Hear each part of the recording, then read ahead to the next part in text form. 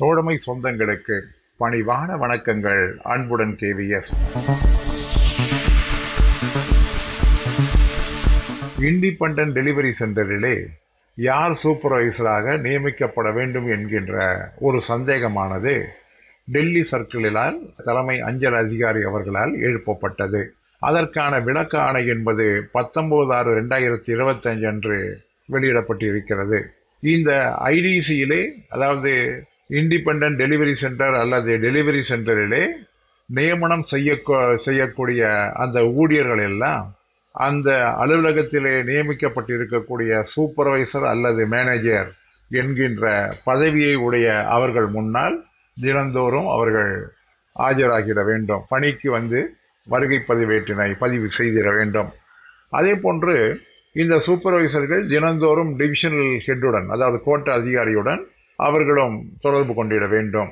ஆகவே இந்த டெலிவரி சென்டரிலே யாரை முக்கியமாக அமர்த்தலாம் என்றால், ஒரு பிஎஸ்எஸ் குரூப் பி ஆஃபீஸர் இருந்தால் அவர், அல்லது ஏஎஸ்பிஓஸ், இல்லை என்றால் HHG1, HHG2 அல்லது LHG லெவலில் இருக்கக்கூடிய ஊழியர்கள் சூப்பர்வைசர் அல்லது மேனேஜராக டெலிவரி சென்டரிலே அமர்த்தப்பட வேண்டும் என்று சொல்லப்பட்டிருக்கிறது. அதாவது எத்தனை கடிதங்கள், எத்தனை பேர்கள் இருக்கின்றார்களோ அதற்கு ஏற்ப இந்த சூப்பர்வைசர் என்பது, மேனேஜர் என்பது, அந்த பதவிகளுடைய தகுதி என்பது மாற்றப்படுவதாக சொல்லப்பட்டிருக்கிறது. ஆக ஒரு குரூப் பி ஆஃபீஸரும் இருக்கலாம், ஏஎஸ்பியும் இருக்கலாம், ஐபியும் இருக்கலாம், HHG1, HHG2, LHGயாக இருக்கலாம். அந்த அலுவலகத்தினுடைய தகுதி என்ன, அங்கு நடக்கக்கூடிய வேலைகள் என்ன என்பதை பொறுத்து அமையும் என்று சொல்லப்பட்டிருக்கிறது.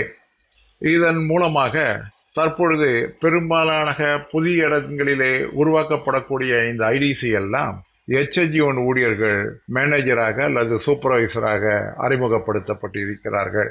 ஆக HHG1 பதவிகள் இன்னும் அதிகமாக தேவைப்படக்கூடிய ஒரு சூழ்நிலை உருவாகலாம். இந்த HHG1 பதவிகளுக்காக அதிகமாக உருவாக்குவதற்கு அடுத்த கேடர் ரீஸ்ட்ரக்சரிங் என்பதை அஞ்சல் எழுத்தர்கள் மத்தியிலே உடனடியாக நடத்திட வேண்டும். அதே போன்று எஸ்பிசோவிலிருந்து பல ஊழியர்கள் வந்திருக்கின்ற காரணத்தினால் அவர்களும் நம்முடைய பிஏனுடைய பதவியை ஷேர் செய்வதனால் அதற்கேற்ற விகிதாச்சாரப்படி இந்த LHG, HHG2, HHG1 பதவிகள் உருவாக்கப்பட்டு இருக்க வேண்டும்.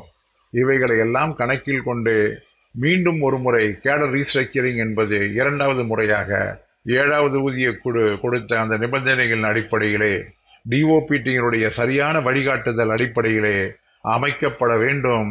அதன் மூலமாக இந்த பிரச்சனை தீர்வு காணப்பட வேண்டும் என்பது என்னுடைய ஆழமான கருத்து. என்ன நண்பர்களே, மீண்டும் சந்திப்போமா? அன்புடன் கேவிஎஸ்.